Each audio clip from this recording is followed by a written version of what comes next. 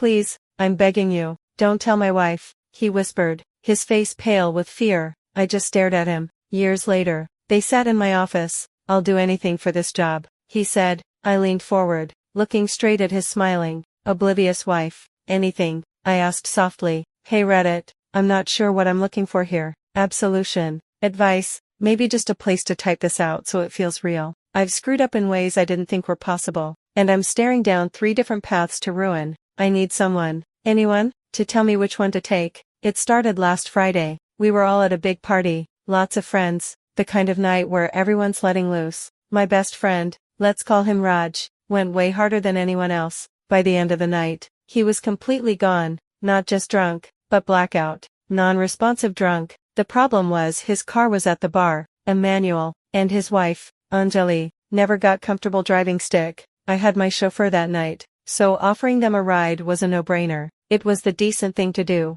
The ride to their place was quiet. Raj was just a dead weight in the back seat, snoring, and I think Anjali and I exchanged maybe 10 words. When we pulled into their driveway, the real challenge began. Raj is a big guy, probably 64, and getting him out of the car and into the house was a 2-person job. I was a bit drunk myself, so Anjali helped me haul him inside. We managed to get him onto their bed, where he just collapsed. My job was done. My goal was to get my friend home safe, and he was. I said my goodbyes, ready to just go home and pass out myself, but Anjali stopped me at the door. Please, she said, let me make you a coffee, as a thank you. I tried to decline, said it was no big deal, but she was insistent, really insistent. It felt rude to just walk out after she kept asking, so I gave in. What was 1 cup of coffee? We were sitting in the living room, and she handed me a mug. After a moment of silence, she said, I'm just gonna change into something more comfortable. It made total sense. She was still in her party dress. I just nodded, sipping my coffee, scrolling on my phone. When she came back out, my brain kind of short-circuited. She wasn't in sweatpants. She was wearing a nightgown, one of those silky, flimsy ones, and it was obvious, immediately, that it was completely see-through and she was wearing nothing underneath. My first thought wasn't desire, it was alarm. A loud, clanging bell in my head was screaming, this is wrong, get up, leave now. I froze, I didn't know what to say. I just stared into my coffee cup like it held the secrets to the universe, but the alarm bell was competing with the alcohol, with the sheer shock of the situation, and with a darker, more impulsive part of my mind that was waking up. She sat down, not too close, but close enough. The offer was silent, but it was unmistakable, and God help me, I accepted. The second it was over, the regret hit me like a physical blow. It was instant and absolute. I scrambled for my clothes, my mind racing. This was a mistake. I managed to say to her, I have to go. I didn't wait for a reply. I just walked out their front door into the night, feeling like the lowest form of life on the planet. I haven't been able to sleep since. That single decision, that cup of coffee, has been playing on a loop in my head, and I know it's just the beginning of this nightmare. I can't stop thinking about what I did to my friend, and what comes next. The drive home was the longest 10 minutes of my life. My chauffeur was up front, separated by a partition, but I felt like my guilt was a physical thing, radiating off me in waves. The city lights streaked past the window, but I didn't see them. All I could see was the look on Anjali's face, a complete blank. As I fumbled for the door handle, there was no shame, no regret, nothing, just acceptance. That image is burned into my mind. For the next few days, I was a ghost in my own life. Sleep doesn't happen anymore. I just lie in bed, staring at the ceiling, waiting for the sun to rise. I've replayed that night 1,000 times, trying to pinpoint the exact moment I could have changed the outcome. It all comes back to the coffee. Why did I stay? I told myself it was politeness, that it would have been awkward to refuse her insistence. But was it, or was some part of me already curious?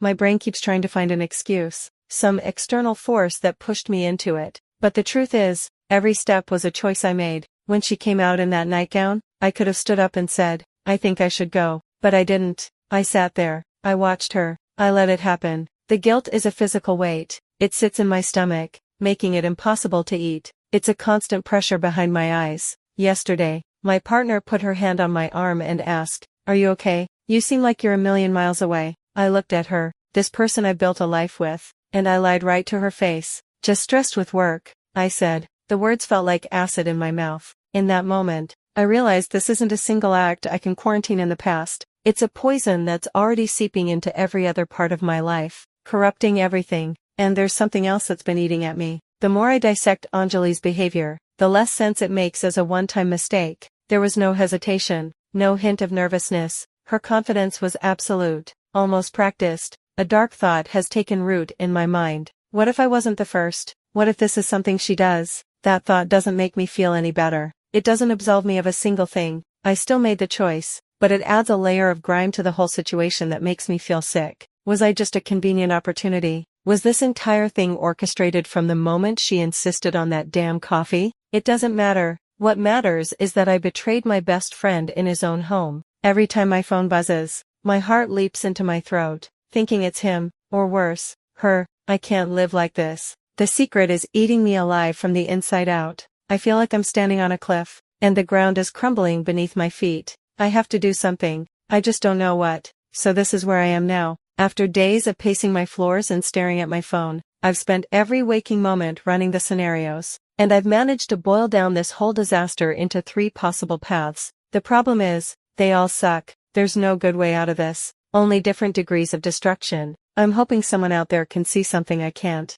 Option A, the ghost. I slowly and deliberately cut ties. I manufacture a big project at work, a family health issue, anything that creates a plausible excuse to become too busy. I stop answering Raja's calls as quickly. I miss the next hangout, then the one after that. Eventually, I just fade out of their lives. In this version, their marriage is saved because he never knows. My own relationship is saved because my partner never knows. The only cost is my friendship with Raj, which I kill with a lie, and the fact that I have to carry this secret to my grave. It feels like the most cowardly option, but maybe it causes the least amount of external damage. Option B, the confession. This is the honesty route. I sit Raj down, look him in the eye, and tell him everything that happened, from the coffee to me walking out the door. I own what I did, with no excuses. This feels like the morally correct thing to do in a vacuum, but in reality, it's a nuclear bomb. It will annihilate our friendship on the spot. It will almost certainly destroy his marriage, and I can't even imagine the pain it would cause him. And when the shrapnel hits my life, my partner will find out, and I'll lose her too. It's a path of total devastation for at least 4 people, all in the name of not keeping a secret. Option C, the burden. I do nothing. I say nothing. I try to compartmentalize and move on. I see Raj when he calls. I go to the next barbecue, and I pretend that night never happened. I live with the guilt, the constant, gnawing knowledge of what I did every time I see his face. This option avoids blowing up anyone else's life, but I genuinely don't know if I can do it. How can I stand next to him, laughing at a stupid joke, knowing I betrayed him in his own home? It feels like a different kind of lie from option A, more active, insidious one that I'd have to perform for the rest of my life. This path feels like it would rot me from the inside out. So, Reddit, I'm laying it all out here because I'm completely lost. A cowardly lie, a destructive truth, or a life of silent torment. Which path do you even choose? How fundamentally wrong was I to give in to that moment? And is there any way to overcome a guilt this profound? What do I do next?